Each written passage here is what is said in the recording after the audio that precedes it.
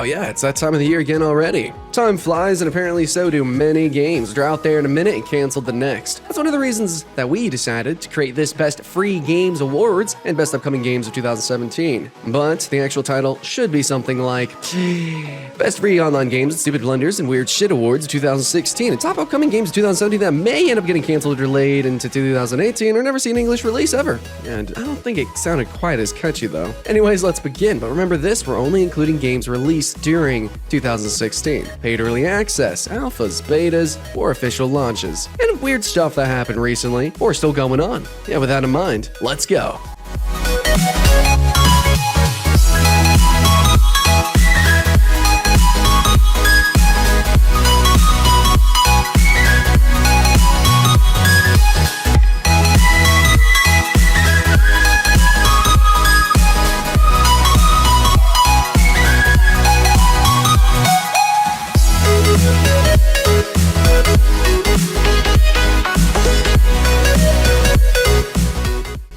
Best MMORPG.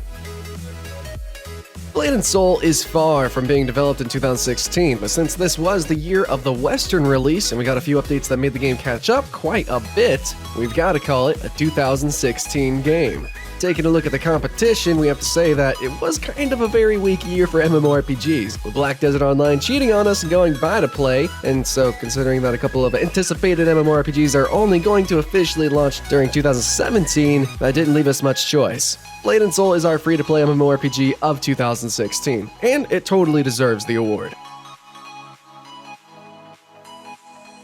Runners-up.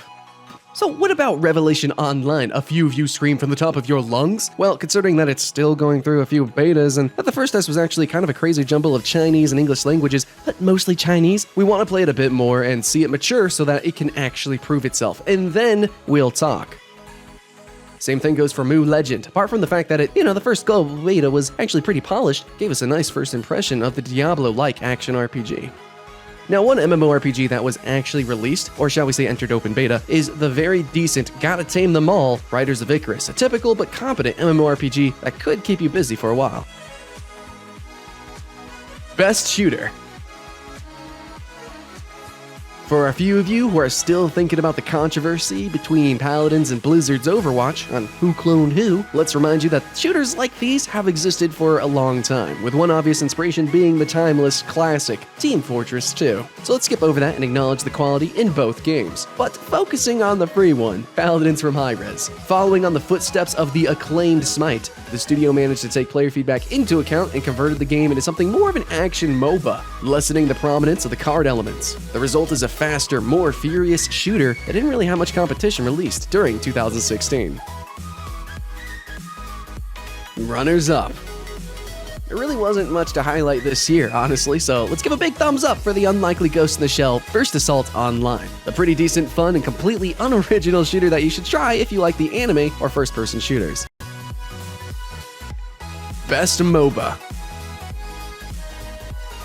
Instead of just oversaturating and dying, the MOBA genre decided to offer us some of the best examples of the genre in the last few years, starting with a less is more approach of Battlerite, the spiritual successor to Bloodline Champions. Now, this cool 2v2 or 3v3 brawler actually rewards skill and reaction, stripping out all of the farming and bullshit for the sake of a great, fast-paced and fun game that still manages to have a great community and supporting devs. Now, let's see how long this will last, considering that the actual free-to-play release is only planned for late 2017. Yeah, holy crap, that's kind of a long way off.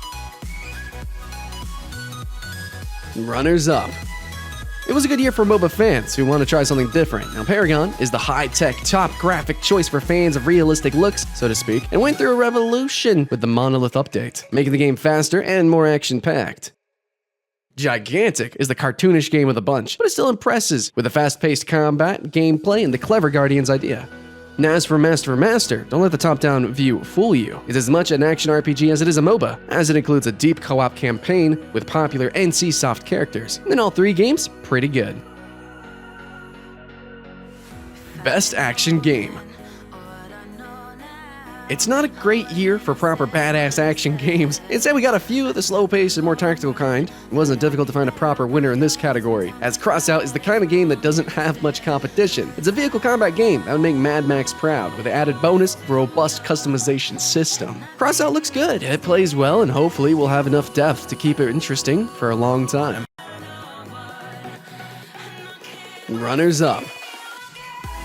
There's something going on about flying space thingies at war this year. It seems Cloud Pirates, Fractured Space, and Dreadnought all fit in the same genre, albeit with a few differences in their style or pace, but they're all good games. Then there's the action RPG Hero Wars, more suited to Diablo fans who like their gameplay fast, furious, and some cool anime characters. Best digital card game. It's Hearthstone, you say? No, it's not. That game wasn't even released this year, you dummy. Our word is gonna go to Duelist. The tactical battles meet card game with pixel art characters that meet hand-painted backdrops. It's a lot of mix and match, but it works perfectly, and it's not the very positive ranking on Steam that will contradict us. Duelist is like the perfect marriage of Final Fantasy Tactics with Hearthstone, if you will. And the fact that it's charming and fun, and really fair so far, makes it an offer you can't refuse. Play it, support it, otherwise the only digital card games you're gonna get in the future are Chinese Hearthstone clones.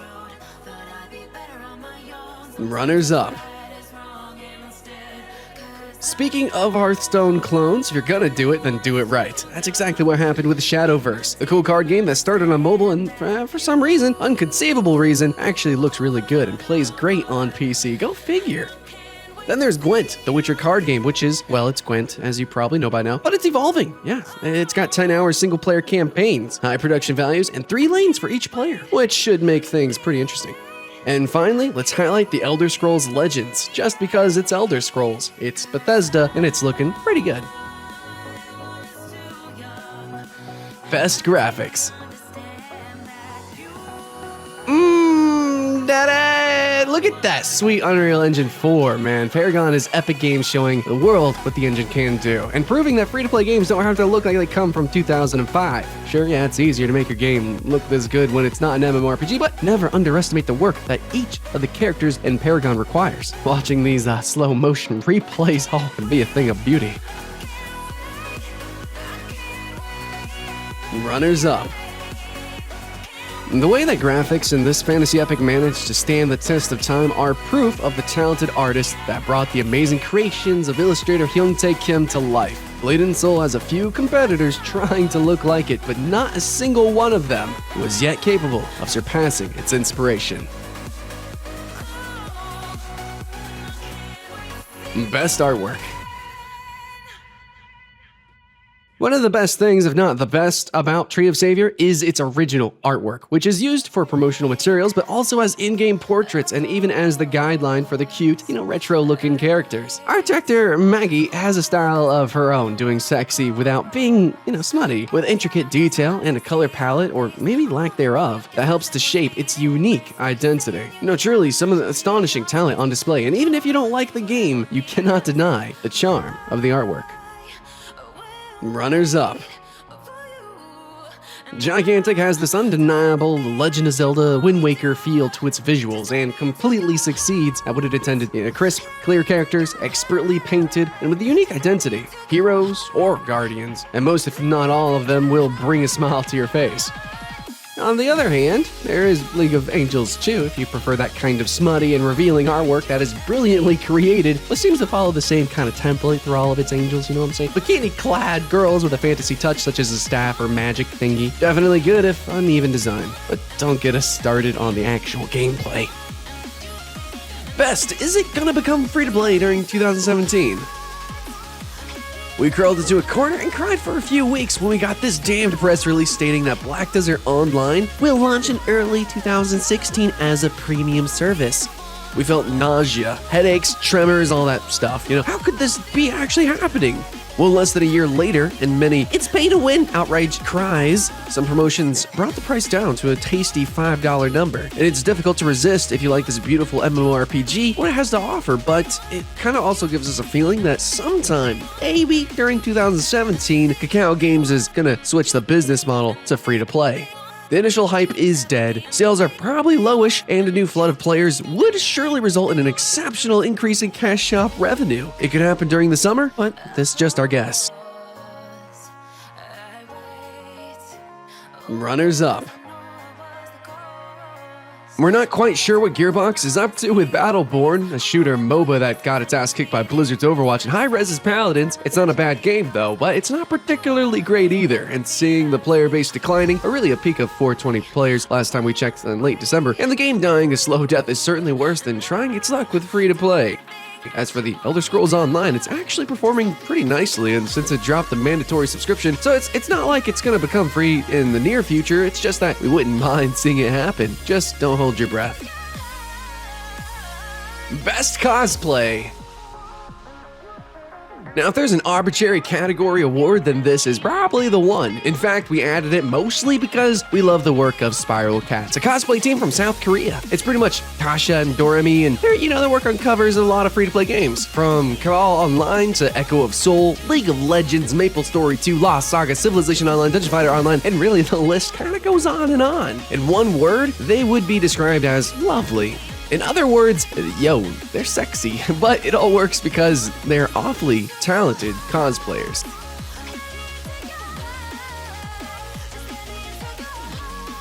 Runners up. Jessica Nigri is probably the most popular cosplayer in the world, and there are a couple of big, huge reasons for that. Her talent, of course, and her looks. What do you think we're gonna say? Nigri has millions of followers, and is portrayed as several champions from League of Legends, along with other games such as World of Warcraft or Overwatch. But her sexiness is something that's pretty freaking evident and brought forward in all of her work. Original or not, and no one is complaining. Best fuck up.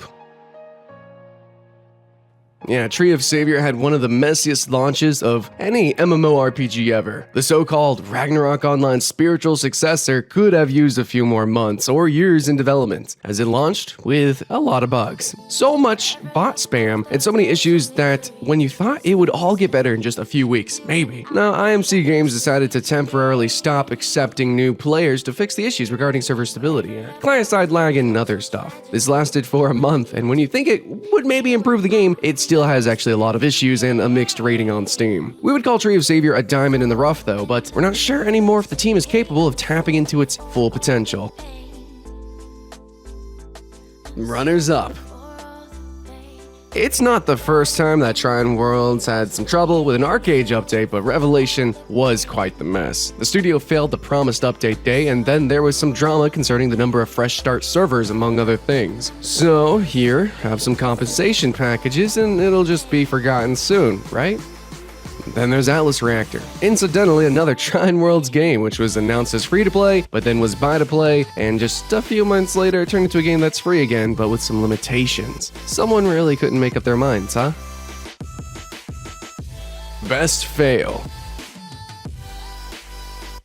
Touted as the next revolution in MMORPGs, EverQuest Next sounded too good to be true. Honestly, there was just too much going on with destructible environments, emergent AI, a world that changed according to in-game events resulting in permanent change. It just seemed too much, guys. It was just too much, but what made it more baffling was the decision of then splitting the next EverQuest chapter into 2 games, with Landmark supposedly being more like the building tool and Next being the main dish. You probably know the rest of the story by now, though. Sony Online Entertainment was sold and turned into Daybreak Games, EverQuest Next was cancelled, and Landmark is reaching new heights in negative reviews. Yeah. Oh, and both games were free to play, but then weren't anymore. What a mess. Runners up. Anyone who is expecting something awesome from Fable Legends, raise your hand. No? No one? Well, cut this asymmetrical PvP game some slack, guys, as it was looking kinda decent, and in time, it could have improved and become a good one. Sadly, Microsoft really didn't give it the time it needed and decided to just cancel development. To make matters worse, they closed Lionhead Studios. Yeah, all we're getting from Fable is a digital card game called Fable Fortune, which doesn't really cut it considering the true potential of the series for a proper MMORPG. And speaking of asymmetrical, Evolve was another mess, and while this year's switch to free-to-play gave it another lease on life, it really didn't last long. The harm was done, and it shut down in a few months. What about World of Speed, which was announced early 2014, and is going on indefinite hiatus? Which is really a nice way to just say canceled, yeah. Finally, one last word for Halo Online, and we mean that, as this game didn't even pass its Russia exclusive testing phase and was shut down in a hurry. Yeah, there's actually so many other fails this year, but I guess we'll just stop here. Best, is this legit? Are you one of those anime fans that would play any piece of crap as long as you recognize the characters and the backgrounds from the series? Well then, yeah, get the fuck out of here, because it's your fault that we're getting all these copy-paste, autoplay, asset, spin, copyright infringement, Bowser, Bay, shit. The rate, it's just making us dizzy, guys. It's Naruto, it's Dragon Ball Z, it's Sword Art Online, One Piece, Bleach, it's you name it, you guys. It probably exists. What makes us even sadder is that the few official games, such as Naruto Online, for some reason, are actually based on the same side-scrolling or isometric perspective, auto-pathing, auto-combat gameplay, and we kind of fear that the upcoming official game for Fairy Tail Hero's Journey is going to go down the same road. Now we're warning you though, if you play them, they will come. Runners up. You probably know the ones we're talking about, and the award could go to any of those. Dragon Ball Z Online, One Piece 3 Ultimate War, and you know what, just forget it. Let's move on. Best, what the hell are you doing? Do you know that there's a Game of Thrones MMORPG in the works at Big Point, and that it was announced in 2012 that the studio teased an update very soon in July 2016? We're still kind of waiting. Yeah, are you aware that the hit show will only have 2 more seasons? We're making too many questions. Anyways, Big Point, I'd better hurry or they're gonna lose the hype of the series. And while we understand that this is a daunting task, absolutely, they knew it when they acquired the license. So either talk about the development or just cancel the game once and for all. Runners up. Kingdom Under Fire 2 is allegedly still coming to the West of their Chinese version launch, but we wouldn't really hold our breath. Well, as for Phantasy Star Online 2, well, don't make us laugh. Top upcoming games. Out of nowhere comes this game that's shaping up to be the closest we are going to get to Monster Hunter Online. And from a new studio founded by talent from BioWare, Riot Games, Capcom, and Blizzard, this is a free-to-play online co-op action RPG for PC where you'll get to slay some incredible looking behemoths. It's also one of our most wanted games of 2017, one where the pixel-perfect combat promise will hopefully ring true and make each battle an awesome moment. Aria Games is planning on bringing Bless Online to the West in 2017, but there's already a bit of drama due to lack of communication and the teaser site being down for nearly a month already. The studio finally confirmed that all is well and the combat's being revamped, but this is leading to a delay that may hurt the game. While the Korean and Russian players are already enjoying it, we'll have to sit tight and wait for this gorgeous masterpiece of a game. The gameplay is very familiar, but that doesn't make it a bad game. German publisher Gameforge acquired the rights for Soul Worker Online in North America and Europe, and while they're not saying much about it, we can't wait to play this one in English.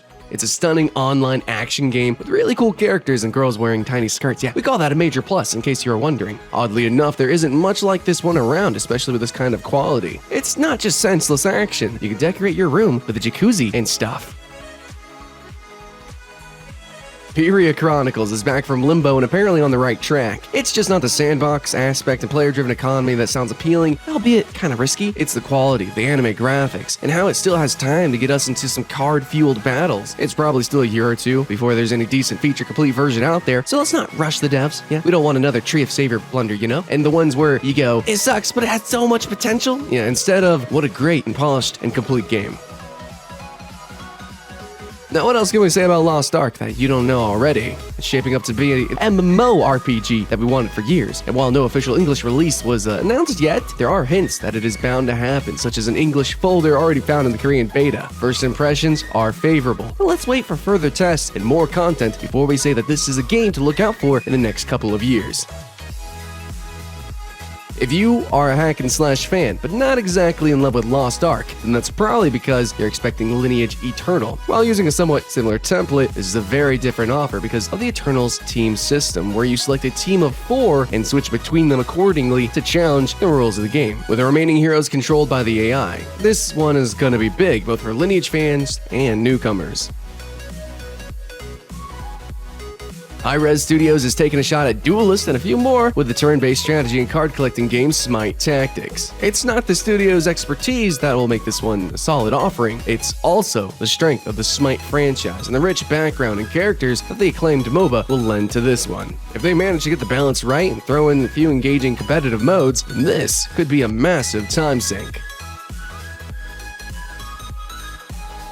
We've heard the rumors in 2017. It's the year when the neat beat-em-up of Closers Online would finally get an English release, but that's nothing official yet, so this side-scrolling anime brawler would be a perfect companion to Soul Worker, two great anime action games with visually remarkable characters and a style that's pretty much unmatched and free-to-play. Gameplay's also addictive, which shouldn't really surprise anyone considering that some of the devs worked on Elsword Online.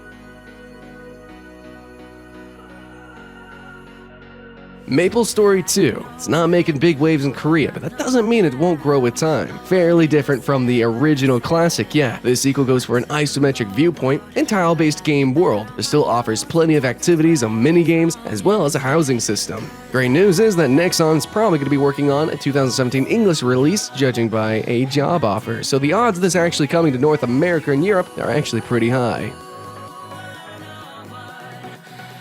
And that's just how we're gonna wrap up 2016, guys. As always, opinions are like assholes. Everybody has one and most of them stink, so keep that in mind and feel free to leave your suggestion in the comments below. What games are you most excited for in 2017? Do you think free-to-play is the way forward, or that it sucks? Have a great and awesome 2017, everyone.